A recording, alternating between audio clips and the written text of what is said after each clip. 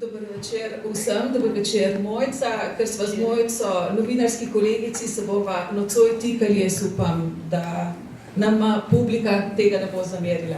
Je dovoljeno? Hvala.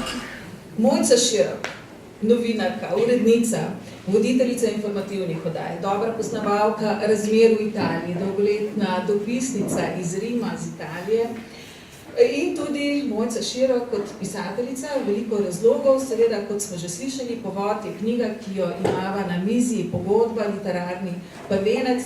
To je kriminalka, govori o mafiji, o prepletu mafije s politiko, o zastraševanju, o skrivnostnih umorih, o delu novinarjev, novinark, policistov, kriminalistov, o mafijskih obračunih.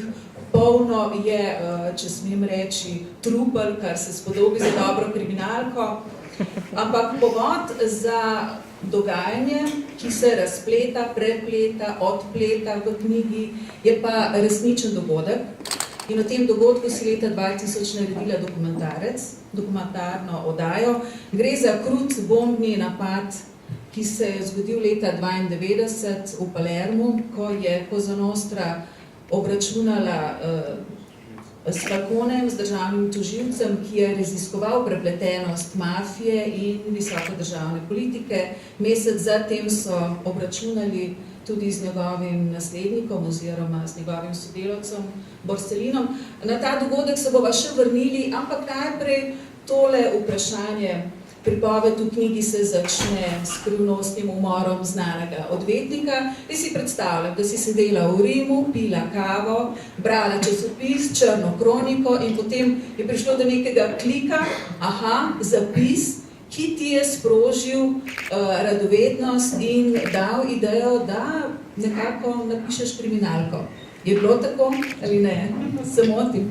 Ja, v bistvu ja, no, nekje si blizu, no, s tem ugibanjem, ne, ni pa čisto res, ne, zaradi tega, ker v bistvu, zdaj ne vem, sicer, če smem to javno povedati, ne, ampak pri najni službi se dostikrat zgodi, ne, da prideš zvečer domov, ja, pa recimo se vse, da še ne piješ kavice, preden spiješ kavico, tako 3 sekunde sediš in razmišljaš, kako bi zdaj enega ubil.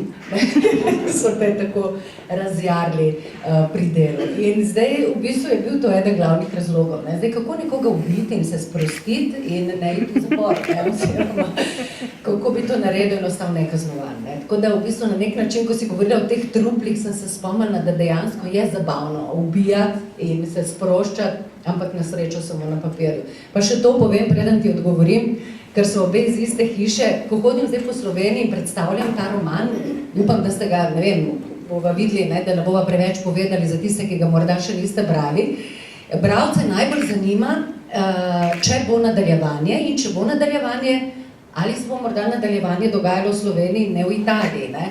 In jaz potem zmeri rada rečem, da ja, nadaljevanje bo in da si želim, da bi bilo in da si tudi želim, da bi bilo v Sloveniji. Skratka, bralce najbolj navduši, ko vprašajo, kje bi se pa dogajalo, kaj bi bilo bistvo in jaz rečem, mogoče pa kakšen velik masten umor na RTV. In to vse strašno navduši, no? Tako da, ampak ne vem, to je odgovor mogoče na kakšno tvoje drugo vprašanje. Torej, povod zapis v črni kroniki? Ja, tudi to, ja, absolutno. Tudi ta knjiga, kot tudi vse moje prejšnje, je, jaz rada rečem, v bistvu na nek način odpadni material mojega službenega dela. Jaz verjetno ne te knjige, ne vseh 3 prejšnjih publicističnih ne bi napisala, če bi ne opravljala tega dela, ki ga opravljam. Se pravi, če bi ne bila 13 let dopisnica Radio in Televizije Slovenije iz Rima in Vatikana. Ker se v bistvu vse te knjige, tudi ta v romaneskni obliki, odvijajo pravzaprav okrog ene in iste zgodbe. In material zanje prihaja iz vsega tistega, kar jaz odkrijem ali pa izvem ali pa vidim, medtem ko pripravljam svoje prispevke. In v te naše prispevke, kot sama veš, ne gre veliko. Radijski ali novinarski prispevek je minuto 20, minuto 30, v Odmevih mogoče zvečer boste videli kakšnega, ki bo 2 minuti 40. To je tako, kar 4 strani v reviji Mladina ali pa Reporter, naprimer, ta dolžina. In zdaj si lahko predstavljate, koliko stvari tlele odpade, ko moraš v bistvu neko vsebino skrčiti v tako kratko novinarsko obliko in vse tisto, kar je ostalo, potem na nek način zapakiramo vse te knjige. Tako da ja, odgovor na tvoje vprašanje je ja. Dobro, vrniva se k temu dogodku pred zdaj že 26 let nazaj, odkar so obračunali s Falconejem in s Borsellino. Zakaj je to tako močno vplivalo na te? Dokumentarec, pa knjiga, kjer se tudi ta mafijski obračun prikaže in pravzaprav izkaže kot povod, vzrok. Skratka, kaj je tisto, zakaj se je to toliko časa pletlo v tvoji glavi in posledično še eno vprašanje, ali in kako je ta dogodek vplival na italijansko realnost, na zoperstavljanje mafiji, če sploh je? Je, zelo je. In mislim tudi, Italija je v bistvu s tema dvema umoroma na nek način doživela eno veliko prelomnico v boju proti mafiji, proti organiziranemu kriminalu. V tem primeru govorimo o tradicionalnih italijanskih mafijskih družinah. To so te, ki delujejo na jugu Italije. Ne govorimo o kriminalnih skupinah, ki jim danes lahko tudi rečemo mafija in ki delujejo na nek drugačen način. Govorimo o teh tradicionalnih mafijah, ki so zakoreninjene na točno določenem delu italijanskega ozemlja. In ta dogodek, jaz mislim, da lahko rečem, da če bi se to ne zgodilo, jaz verjetno danes ne bi bila tukaj, oziroma verjetno niti ne bi bila novinarka. Mogoče, da osveživa spomin, mogoče se vsi ne spomnijo tega dogodka. V 3 stavkih, zakaj je šlo? Težko v 3 stavkih, ne. Si mi dala minuto 20. Ne, dajte si vi predstavljati, recimo. Predstavljajte si, čistko razmišljajte to, kar vam zdaj govorila v vašem okolju. Predstavljajte si, da ne govorimo o Palermo, o Siciliji, o Italiji, ampak da govorimo o našem okolju. Skratka, Italija, in to je recimo za moje pojme še danes, ko razmišljamo vse te zadeve, najbolj problematično in na nek način tudi najbolj, bi rekla, še vedno zame nepredstavljivo. Ne govorimo o Burundiju, ne govorimo o Mehiki, ne govorimo o neki državi tretjega sveta, kar bi bilo enako grozno. Mi govorimo o Italiji, o ustanovni članici Evropske unije, eni od 7 industrijskih velesil na svetu. Državi, ki hkrati na tretjini svojega ozemlja nima nobene oblasti, ker na njej vladajo kriminalne organizacije. In to 150 let, najmanj. Zelo močno, zelo korenito, zelo učinkovito, pa vseh 50-60 let po koncu druge svetovne vojne. In zdaj si predstavljajte, da se pojavi nekje tam konec 70-ih, v začetku 80-ih let neka sodniška ekipa, neki mladi, drugačne vrste pravniki, ki na drugačen način gledajo na ta mafijski fenomen, ki se sprašujejo, tako kot je zdaj, kako je mogoče, da živimo na nekem teritoriju, na katerem nismo svobodni. Ker človek, ki živi na območju, ki ga nadzorujejo kriminalne organizacije, ni svoboden. Bomo mogoče kaj več o tem kasneje. In ti sodniki se tožilci, v Italiji rečejo sodnikom in tožilcem sodnik, z eno besedo kot krovni izraz, zato je včasih mogoče nerazumljivo v slovenščini, ampak v bistvu glavni poklic te skupine bi v Sloveniji bil tožilski poklic. Skratka, začnejo s preiskovanjem mafijskega fenomena. Giovanni Falcone, ta tožilec, je bil v bistvu prvi, ki je razumel, kako deluje sicilijanska mafija, kako delujejo sicilijanske mafijske družine. Ugotovil je, kako se financirajo, kako perejo denar, kako potekajo te finančni tokovi. In ne samo to, doživel je prve uspehe, ker je znal te finančne tokove zajeziti in priti na sled v bistvu tem, bomo rekli, kriminalcem. No in skratka, s prvimi uspehi so prišli prvi resni tožilski postopki, prvi sodni procesi in njemu in tej njegovi ozki tožilski ekipi je uspelo, da je v 80-ih letih pripravil prvi velik protimafijski proces v italijanski zgodovini. Več kot 460 mafijcev na zatožni klopi, vsi obsojeni. To se v Italiji prej še ni zgodilo. Če je slučajno kdaj kakšen tožilec uspel pripraviti kakšen sodni postopek in če je mogoče kdaj sploh prišlo do procesa, so bili vsi oproščeni. Skratka, nekaj nepredstavljivega se zgodi, ti obtoženi so obsojeni in te sodbe na 3. stopnji potrdi tudi Vrhovno sodišče. Januarja 92.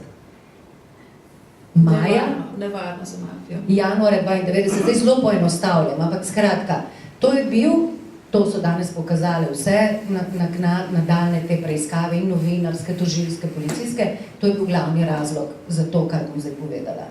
23. maja 1992 se tožilec Giovanni Falcone svojo ženo vrača iz Palerma, iz Palermo. On takrat več ni delal na palermskem tožilstvu, ampak je bil v službi na pravosodnem ministrstvu v Rimu. Njegovo letalo pristane, čaka ga pet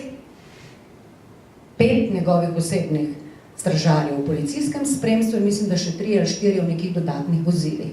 In ta konvoj se odpravi po avtocesti iz palermskega letališča v Palermo.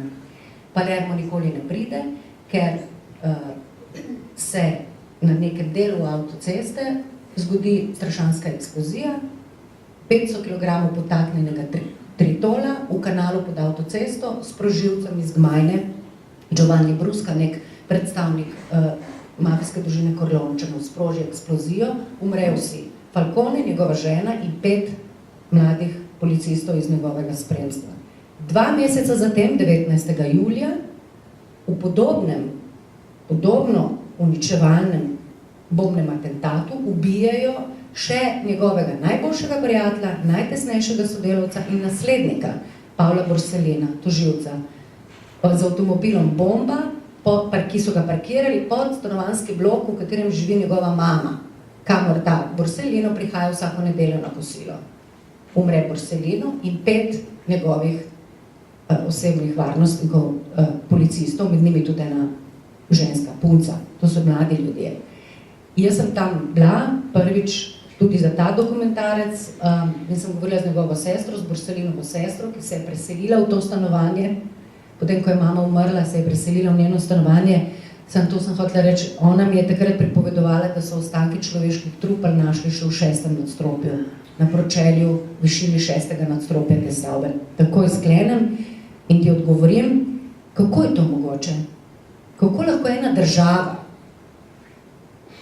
za katero sta bila ta 2 človeka junaka, ki ju je naredila junaka, ki jima je dala nalogo, da jo reši tega raka, delovanja, moči, vpliva, prisotnosti kriminalnih organizacij. Država jim je dala to nalogo. Država ju je slavila, ko sta nalogo pozitivno upravila in ta država je bila sposobna zaščititi. Jaz sem bila takrat v zgodnjih 20-ih, študentka, italijansko življenje sem tako približno spremljala, ker sem pač doma z meje, z Nove Gorice in mi to nikoli ni bilo tuje. Jaz se spomnim kot danes, ko se je to zgodilo. Kako je to mogoče? Jaz tega odgovora praktično sledim tej zgodbi bolj ali manj intenzivno celo svoje profesionalno življenje in jaz še danes ne morem verjeti, da je to mogoče. In predstavljajte si samo v nekem vašem, bi rekla, vsakdanu, v vašem okolju. Ker Italija je okolje, kot je slovensko. To je demokratična država, to je zahodna kapitalistična država z tradicijo svobode, suverenosti in zgodi se ji, bi rekla, neko tako nasilno dejanje, ki bi, če bi se zgodilo kjerkoli druge, verjetno ne, bi vsi zmajevali z glavo in mislili, da je to nekaj neverjetnega. Skratka, ne vem, če sem ti odgovorila, ampak to, bi rekla, je danes zame v profesionalnem smislu še vedno vprašanje, na katerega je vredno iskati odgovor. Pa vendar še drugi del mojega vprašanja, v vseh teh letih je država uspela korenito stopiti na prste mafiji. Lahko to potrdiš? Ja. Oziroma pod vprašanje, ker v tem dokumentarcu župan Palerma, mislim, da se snimala leta 2000, izjavi naslednje, upam, seveda, imam telesne stražarje, upam, da ob vašem naslednjem obisku bo v tej pisarni sedel župan, ki tega policijskega varovanja, ki ne bo mafijec in ki tega policijskega varovanja ne bo potreboval. Imaš kakšen podatek, a se je to uresničilo? Mislim, ne. Uresničilo se je v tem smislu, da verjetno on ni mafic, tako kot takrat ni bil, mislim pa, da to, da bi bil brez osebnega spremstva, ni mogoče. Nimam zdaj sicer, tako da ne me za besedo jemati, ampak v Italiji v bistvu temu se te visoko ogrožene osebnosti brez spremstva praktično ne hodijo nekamor. Ker Italija poleg mafije, to moramo še tudi povedati, ima tudi dolgo tradicijo političnega terorizma. Rdeče brigade v 70-ih letih in neofašistične teroristične skupine so podtikale bombe in ubijale ljudi in izvajale atentate na izpostavljene osebe, politike, tudi novinarje, sodnike, tožilce, sindikaliste in tako naprej. No, skratka, v Italiji so, bi rekla, je vsakdo, no, ki je na takem položaju, na nek način prisiljen, da živi pod policijskim varstvom. Zdaj pa na to tvoje vprašanje, ali se je to uresničilo, oziroma se je kaj spremenilo, se je. Atentata na tožilca Falconeja in tožilca Borsellina sta prinesla veliko spremembo, predvsem, bi rekla, v miselnosti ljudi, Sicilijancev, Palermčanov, ker če se ta preskok v njihovih glavah ne bi zgodil, se verjetno dejansko ne bi nič spremenilo, ampak za ljudi, za prebivalce Palerma in Sicilije sta ta dva atentata pomenila kapljo čez rob. Takrat so predsednika države, ki je prišel na pogreb Giovannija Falconeja, izžvižgali. Metali so mu kovance in vsemu njegovemu spremstvu, da so ga morali pravzaprav ti njegovi stražarji zaščitenega na hitro in neslavno, kar sramotno in zelo nedostojanstveno odpeljati iz cerkve. Ker so imeli vsega dovolj. In takrat se je v bistvu rodilo neko tako civilno družbeno gibanje, ki se je izoblikovalo v različne organizacije združenja z enim samim namenom, boj proti mafiji. In temu so rekli Primavera di Palermo, palermska pomlad. To je bilo za Sicilijo nepredstavljivo, da ljudje spregovorijo, da ljudje ostanejo in rečejo basta, dovolj, da se javno izpostavijo proti mafijskemu nasilju. Ne? In moralo se je zgoditi to strahovito dejanje, oziroma ti dve strahoviti dejanji, da so se v bistvu Palermčani, Sicilijanci zbudili. In seveda država ni mogla, da se ne bi odzvala. Na represivni ravni se je odzvala nemudoma, zelo učinkovito in moram reči, da tudi zelo uspešno. Najprej je na Sicilijo poslala vojsko, ki je pomagala policistom in karabinjerjem v tem smislu, da je v bistvu, ko bi rekla, nadzorovala teritorij, medtem ko so se lahko v tem policistične in karabinjerske kriminalistične skupine ukvarjale s preiskovanjem. In res v letih, v mesecih zatem so polovili vse. Oba glavna mafijska bosa te družine Corleončanov, ki sta naročila in bila njuni družini, sta bili izvajalki napadov na oba tožilca in njune vojake. In mislim, da lahko rečemo, da so sicilijanske mafijske družine danes nedvomno šibkejše, kot so bile prej, kot so bile pred atentatoma, da je zavest Italijanov in Palermčanov pomena nevarnosti mafijske prisotnosti in pomena boja proti mafiji veliko večja, ker zanimivo, da si opazila ta citat tega župana, namreč kaj je on v začetku rekel, ne?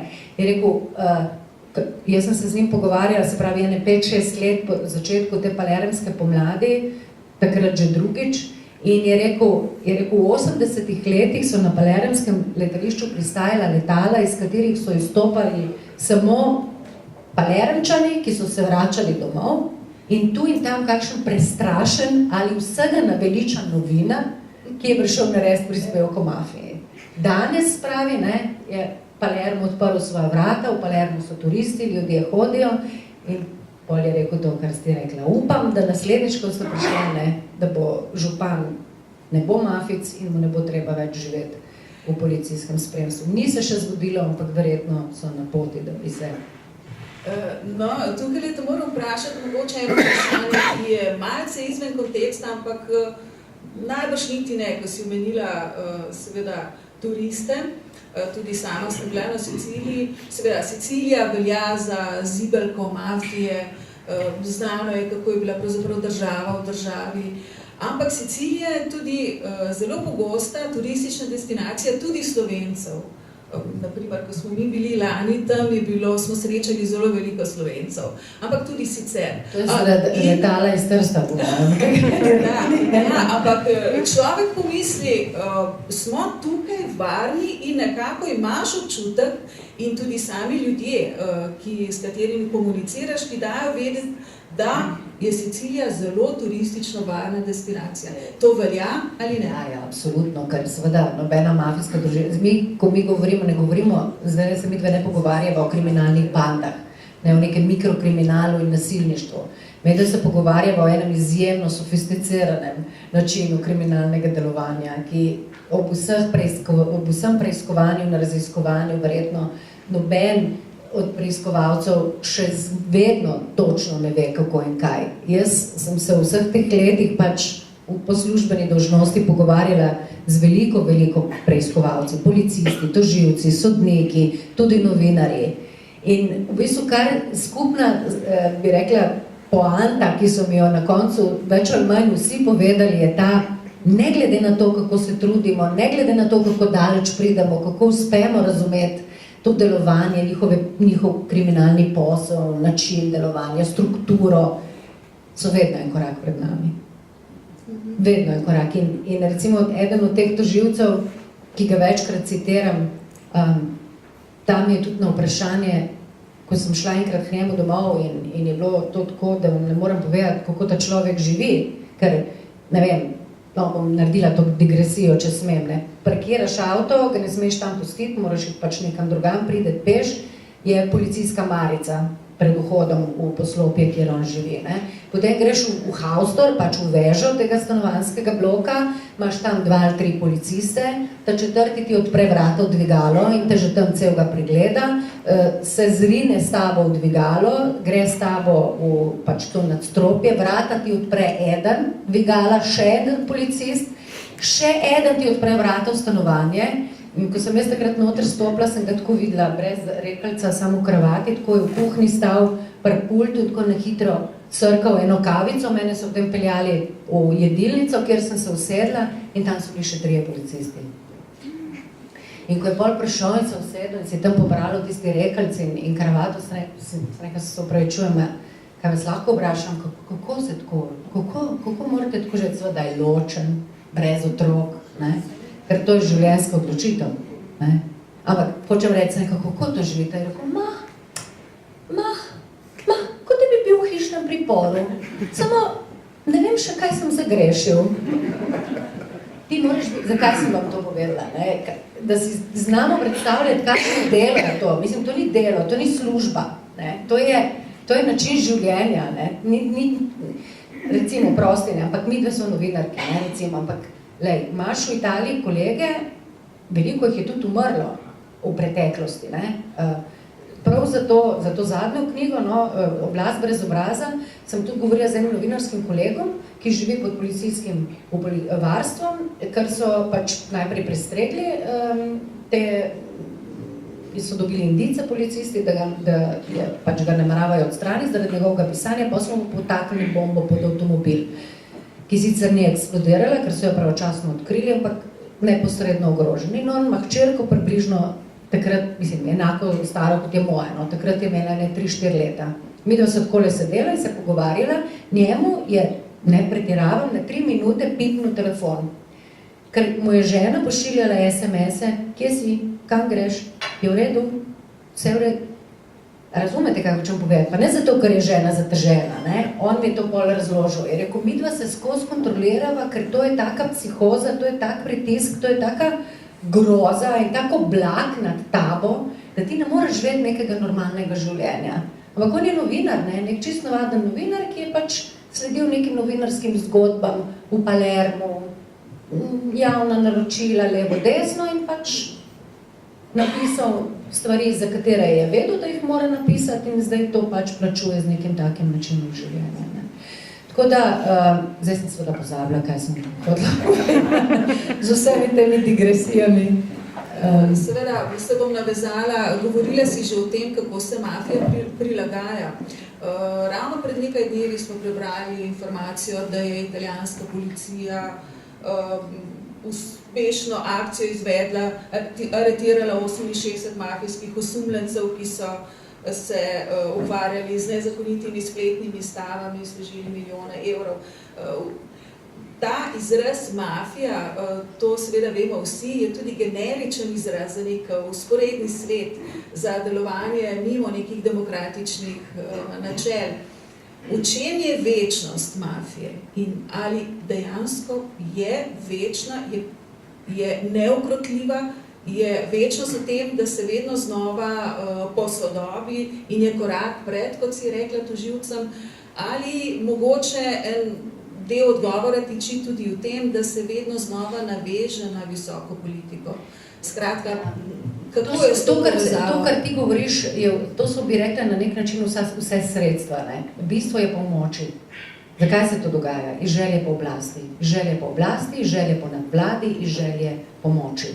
Jaz recimo, mogoče, ko smo že govorili o ogroženosti, jaz se nikoli nisem počutila ogrožene, tudi nikoli na Siciliji ali v Italiji, ker nisem bila v nobeni nevarnosti. Ampak zakaj? Zato, ker mene nikoli ni zanimalo, kaj delajo mafici. Jaz nisem nikoli hotela mafico intervjuvati ali jih iskati. Ker mene, zakaj je nekdo kriminalc, zakaj je kriminalc v bistvu sploh ne zanima. Ker se mi zdi odgovor na to preprost. Zaradi ega, zaradi denarja in predvsem zaradi oblasti. Mi vsi vemo, kaj je to oblast, kakšno moč ti daje oblast nad nekom. Ne? In to, kar si ti zdaj govorila, v bistvu so vedno iskanja poti, bližnic, kršenja pravil, da si en korak pred drugimi, da prideš nekam pred drugimi, ker to ti daje moč, to ti daje vpliv. Ne? In ko smo govorili o teh metamorfozah mafijskega delovanja, na Siciliji rečejo kala ti džunku, ke pasa la kina. Ajda naj se upogne, ko je vihar, da se bo potem, ko bo minil, znova vzravnala in se ne bo zlomila. Recimo, prv tato živc se spomnim, kako mi je razlagal. In rekel, lejte, ko mafija ima svoje korenine v tem feudalnem odnosu na Siciliji, v tem mestnem, bi rekla, družbenem razredu med lastnikom zemlje, princi, velikimi veleposestniki na Siciliji in kmeti, dninarji. To so bili neki posredniki, ki so v bistvu za tega feudalca opravljali posle. In na nek način se v tem mestnem razredu nekega posrednika med pravo oblastjo in človekom tudi rodi mafija. In takrat so v bistvu to svojo prvi izvor vsega mafijskega vpliva je nadzor nad teritorijem. Se pravi, nadzor nad glavami ljudi. Nadzor nad temi ljudmi, ki tam živijo in ki tam delajo. Moč, da lahko v bistvu s tem, ko rešuješ njihove probleme, ko jim pomagaš, ker tu usmerjaš življenje na nekem območju. Tukaj so korenine tega mafijskega fenomena. Potem mi razlaga tato živc, ko so se Sicilijanci in tudi mafici izseljevali v Ameriko, tam ni bilo feudalcev, tam ni bilo zemlje, tam ni bilo veleposestnikov. Morali so poiskati nek drug način za svoje kriminalne posle in najdejo igre na srečo, najdejo prostitucijo, pozneje pride trgovina z mamili.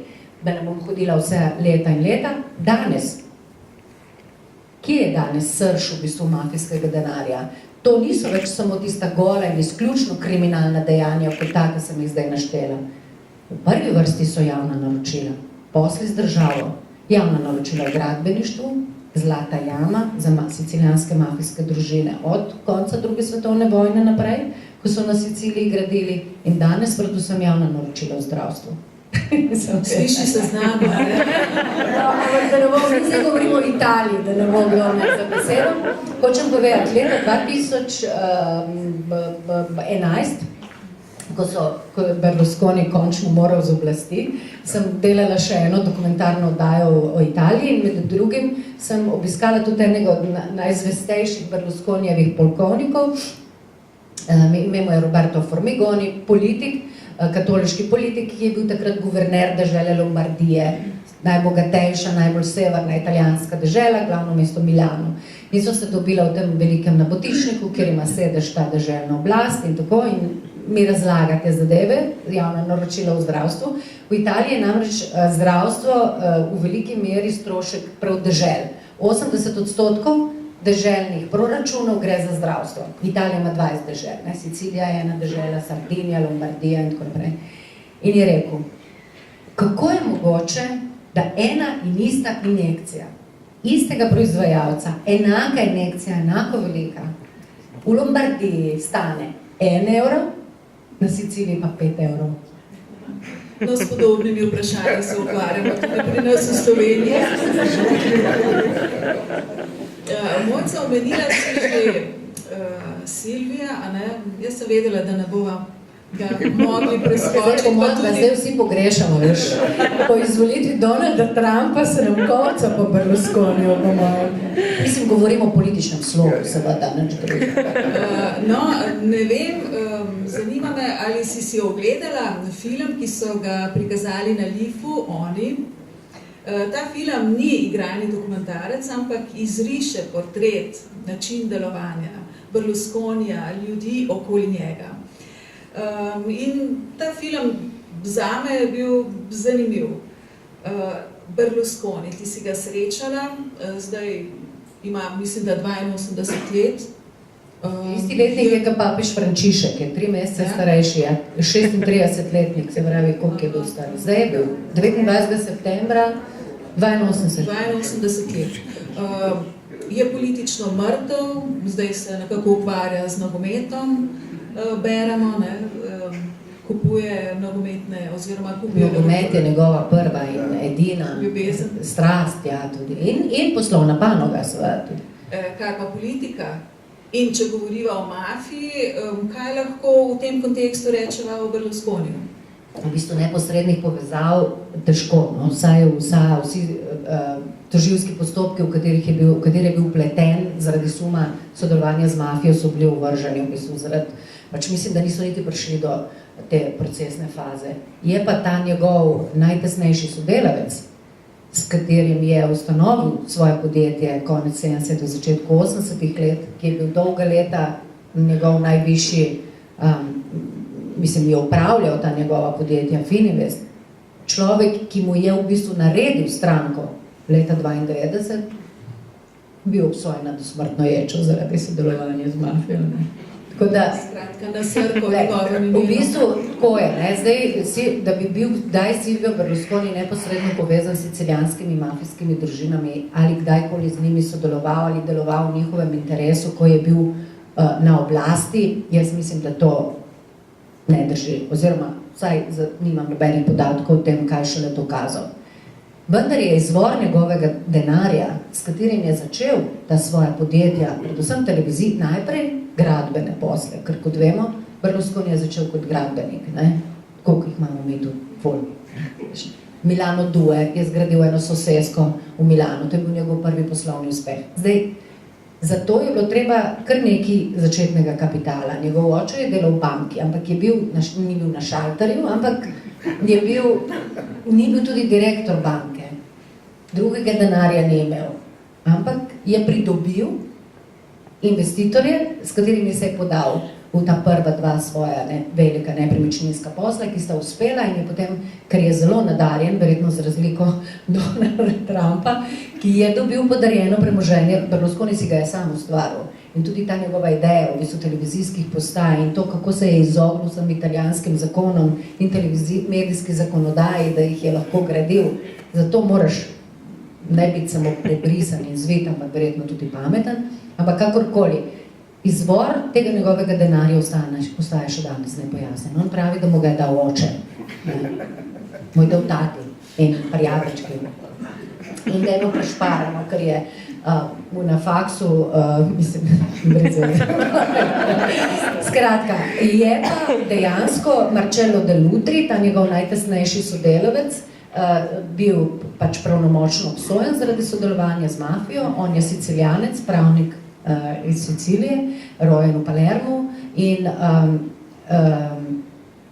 v bistvu ta Marcello Dell'Utri naj bi bil tudi zveza za to, da je v Berlusconijevi milanski vili v 70. letih nekaj časa prebival nek mafijski boss, ki se je na nek način tam pri njemu bil ne bi njegov konjušnik, Staliere di Berlusconi.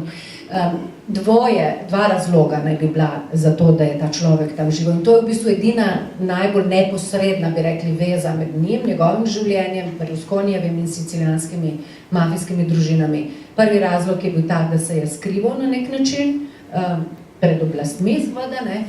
Drugi razlog je bil pa v bistvu, ima pa dva podrazloga, ne.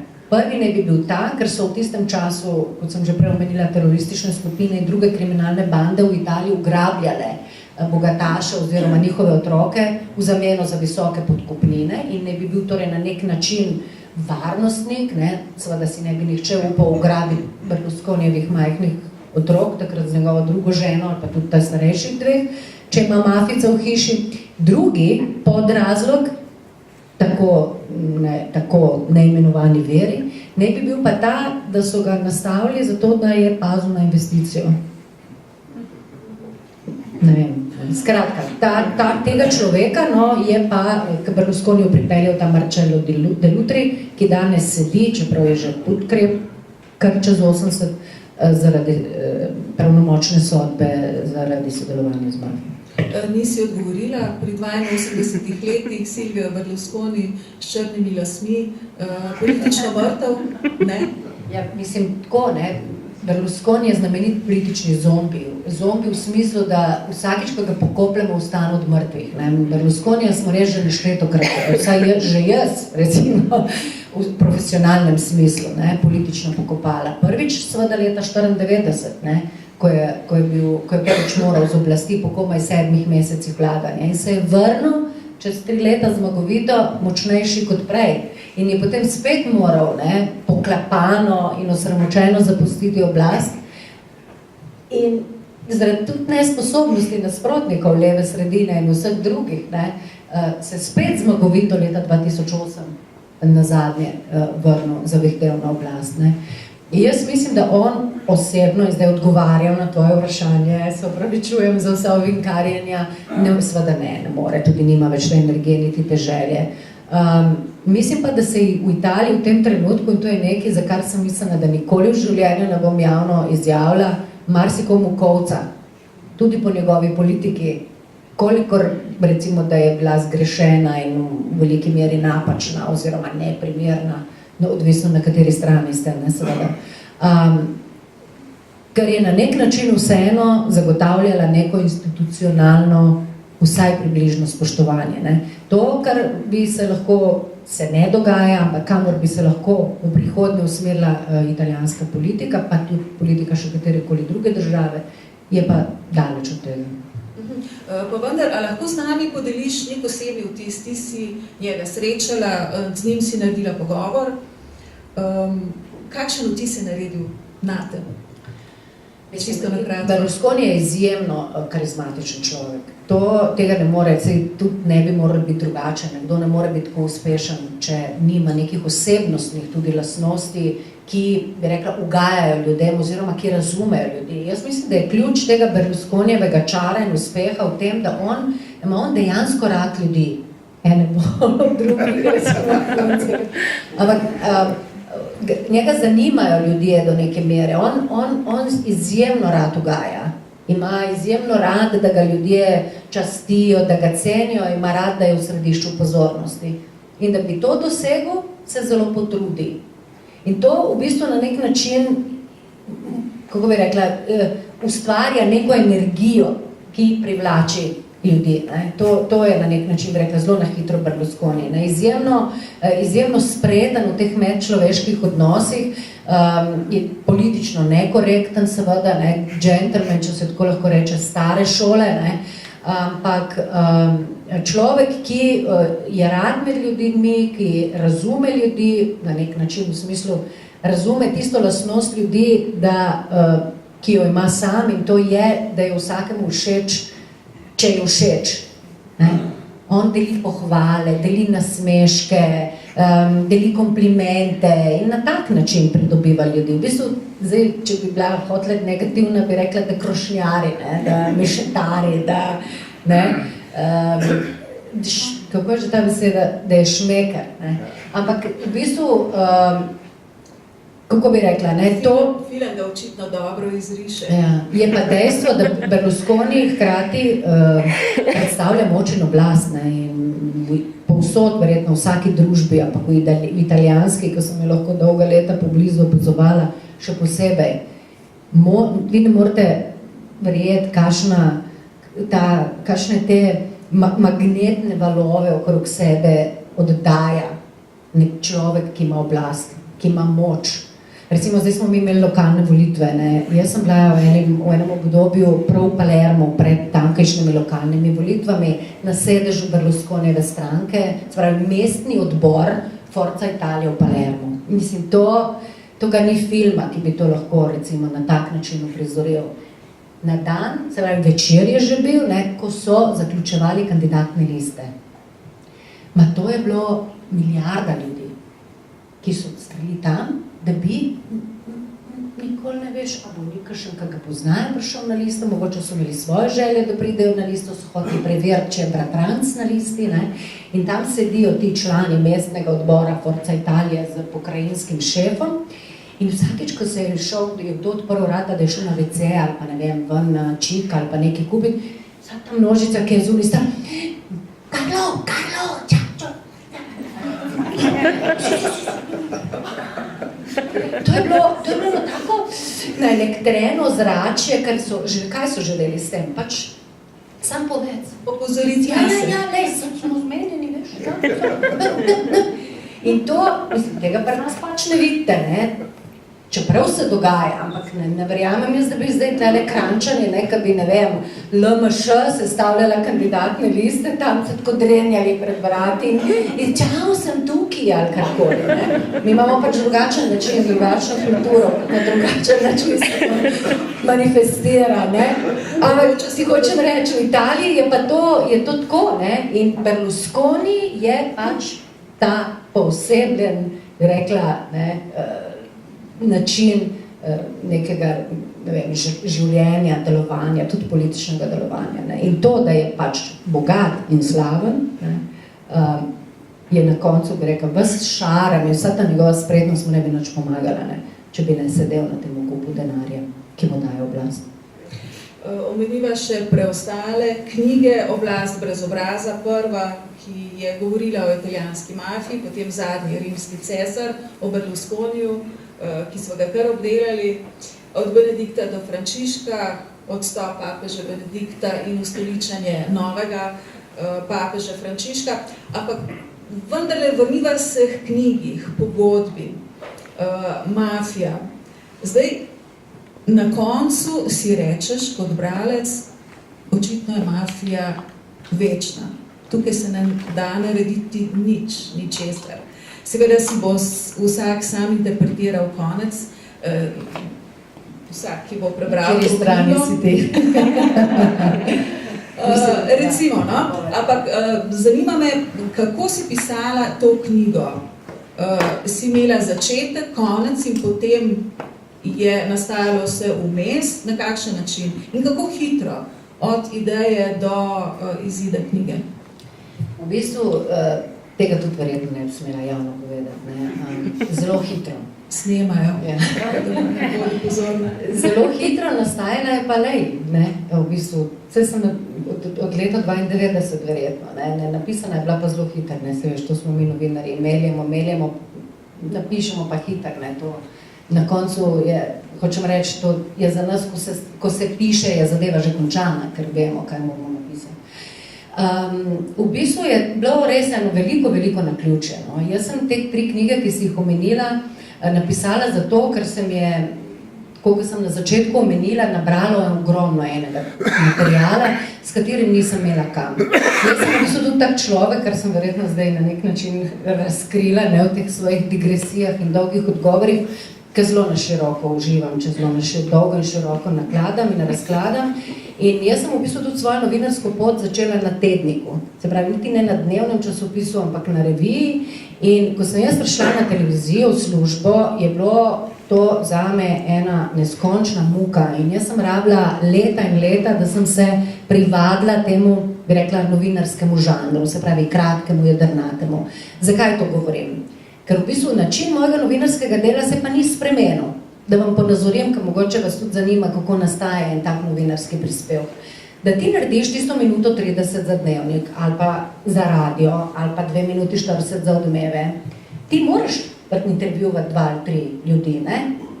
Ne den, tudi če minuta, ne moreš samega, greš 2 ali 3 ljudi intervjuvati.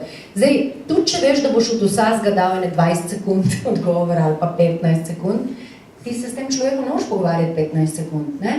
Mu daš 2 ali 3 vprašanje. Vprašanje 15 minut, takoj, ne? Čeprav jih boš pol uporabil 15 sekund. In to se nabere res ogromno enega materijala, ogromno ene snovi ki je mene ves čas na nek način tiščala. In drugi razlog, poleg te želje po nakladanju, je bil pa ta, to vprašanje bi vam zdaj zastavljalo, da malo tudi najno hišo podprem, ne, čeprav si mnogi ploskajo, ko rečem, da bo kdo mrtev na RTV-ju, vseeno. Se mi zdi, da si vseeno tega hiša ne zasluži. To vprašanje vam bo zastavljala.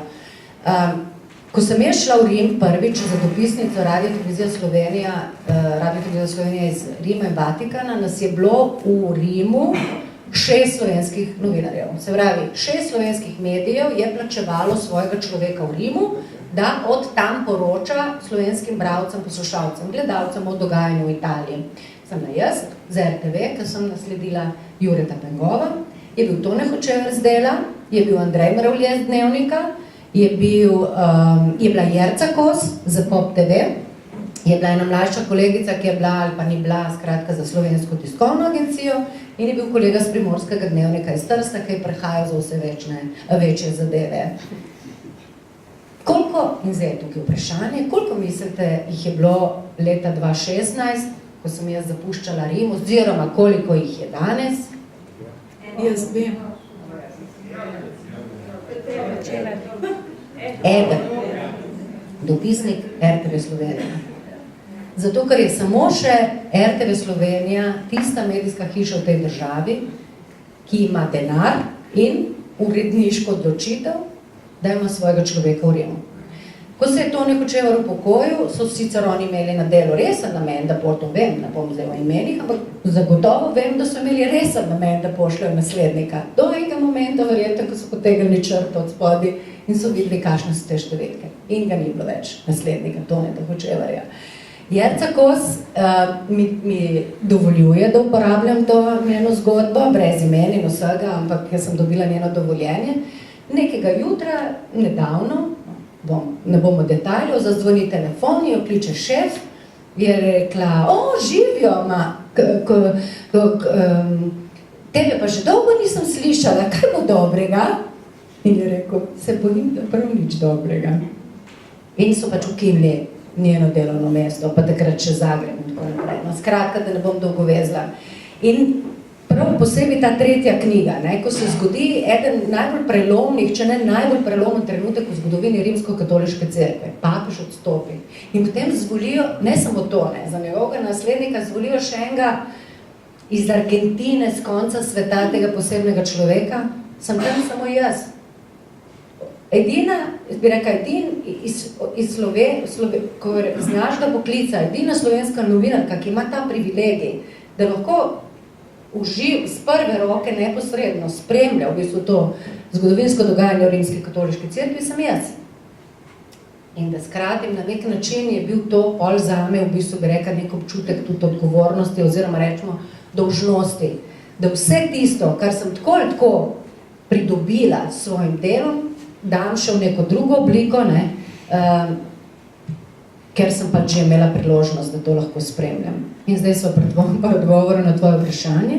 V teh 3 knjigah me kliče urednica z Mladinske knjige, Nela Malečkar, in pravi, zdaj kuharca ne bo več, skratka, napisala si Mafijo, Berlusconi, Papeže, kuharske knjige verjetno tebe ne moramo pričakovati, kaj pa zdaj ta Krimič Ljubič, kdaj bo to? In sem rekla, jaz sem šla v penzijo, ko imela čas zapisati. In pravi, na Mladinski knjigi, ker vem, da je vedela, da imam jaz na strani neke te kratke spise, imamo nagrado, da se imenuje oziroma razpis za nagrado Modra ptica za še neobjavljeno književno delo. In točno se spomnim, ko je rekla, ko bo Marija v nebo vzeta, 15. avgusta lani, na pravi, se izteče rok. In ker vem, da ti brez enega deadline, brez enega roka nisi sposobna dati nič od tebe, ti vržem rokavico.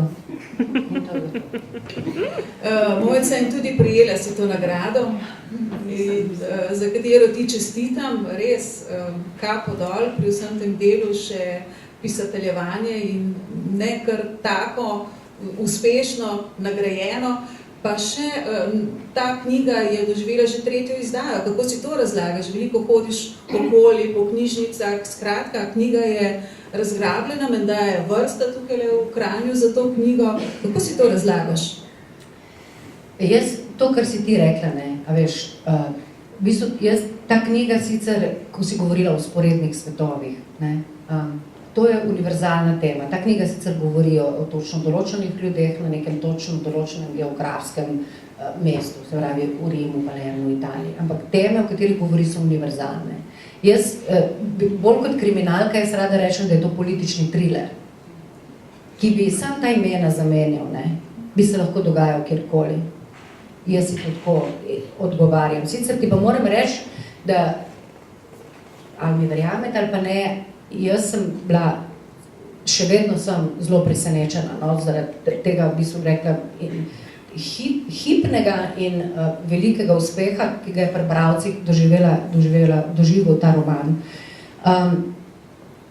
Zato, ne vem, jaz mislim, da, kako bi rekla, kar sem dobila povratne informacije od ljudi, ki so to knjigo prebrali,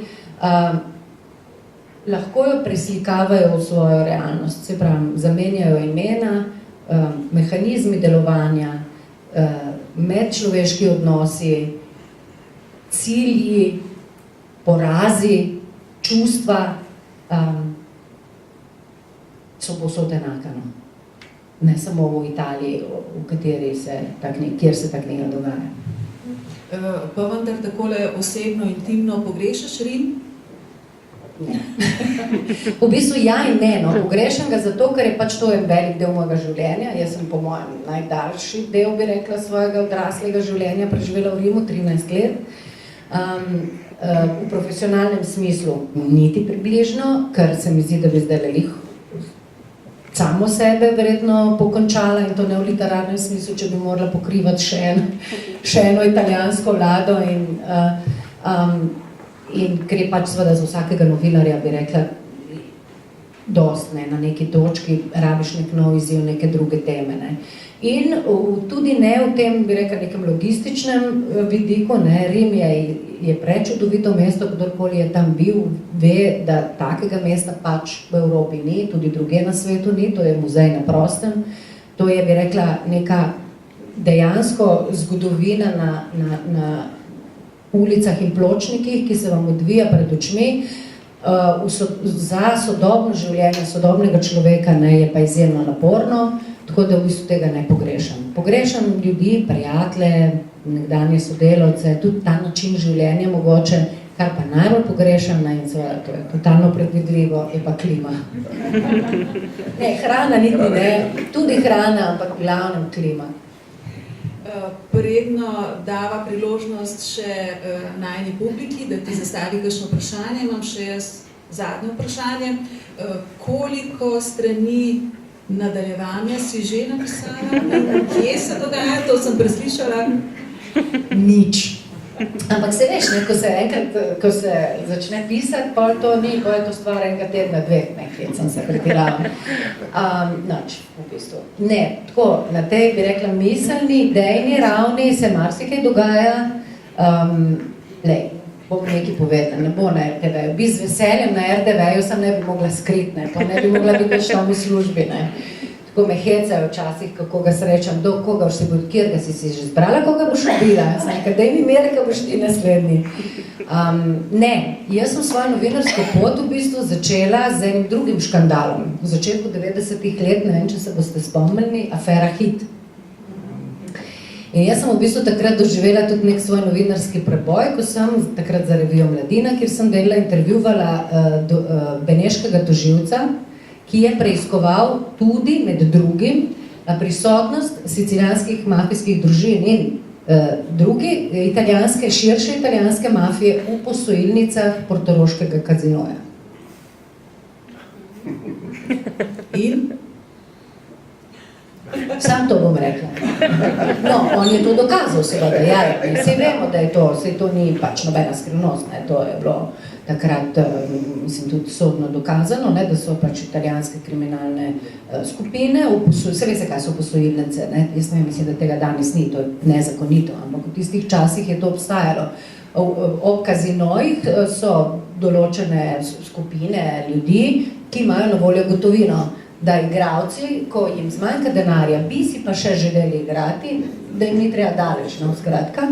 In seveda te posojilnice, glede na to, da operirajo z gotovino, so idealna pralnica denarja in takrat je ta tožilec preiskoval namige, da v bistvu perejo mafijski denar tudi v posojilnici portoroškega kazinoja. Da ne bo kdo znoro, seveda te posojilnice nimajo nobene zveze s kazinoji oziroma z družbami, ki jih upravljajo in tako naprej. Ne. To so pač neka ilegalna, kriminalna podjetja, ki so v tistih časih obstajala. Hvala, Mojca. Zdaj pa dajem besedo vam za kakšno vprašanje. Gotovo nisva odgovorili oziroma nisi odgovorila na vse, tako da zagotovo se bo kdo pogumil in začel. Še ne lahko še jaz, ko je ne 3 ure govorim.